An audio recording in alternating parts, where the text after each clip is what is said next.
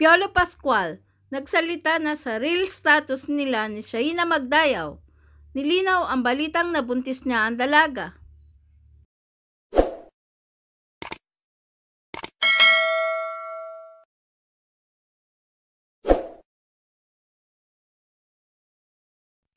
Sa isang interview ng mga showbiz press, ibinahagi ng magaling na aktor na si Piolo Pascual ang real status nila ng aktres na si Shaina Magdayaw matapos makitang magkasama sa Star Magic Ball.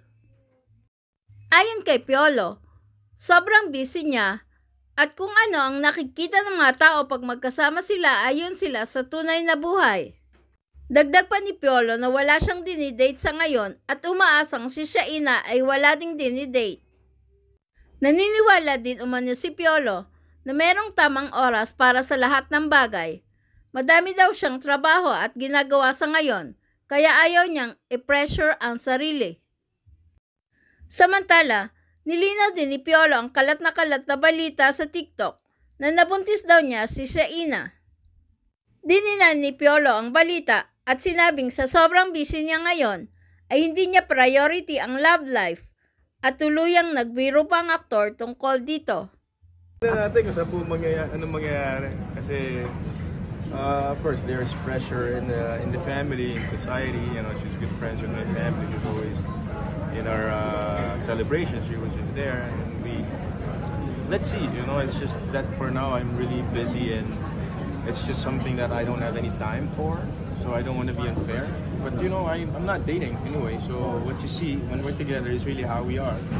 So I hope she's not dating too. But you admitted naman kanina na isa siya sa naging spouse. Of course. Ever since. Yeah. As far as I remember, Piolo, siya na ang pinakamahaba. Matagal, no? Yes. Dapat pala ganun talaga. No? Walang commitment. Sabay ganun eh. Walang label. Para tumagal. Parang pressure. Bata pa rin naman siya. Tawa ba? Kaya? Busy po ako. Hindi ko talaga siya priority. Hindi kasi there's mutual respect, I should say. And she's able to put up with me through the years, through ups and downs, and we've gone through so many, not naman necessarily problems, but issues. But you know, she stuck by me. You know, she stood by me, and she never wavered. You know, that's one thing I really appreciate about Shai. You know, yun nga, and that's why we're still around. You know. Sir, Kapapi, ano yung naging reaction yung na-chase na buntis siya at ikaw yung tinuturo daddy? Siyempre, ang daming nagtatawag sa akin, di ba? Sabi ko, sorry, hindi ko kayo nasabihan. Oo. Sinisecret talaga namin eh. Just humor yourself, di ba? Buti pa kayo nalang. But honestly, in this point in your life, hindi ba beautiful na meron kang ganyang relationship na hindi mabigat? Sobra. Very beautiful. Di ba? Parang hindi mo kailangan ng pressure, hindi mo kailangan na tawagin kayo, there's always a time for everything. And I know this time is really for work. You know, I'm blessed with a lot of work. So, I don't want to have too much on my plate because as it is, there's just too much already.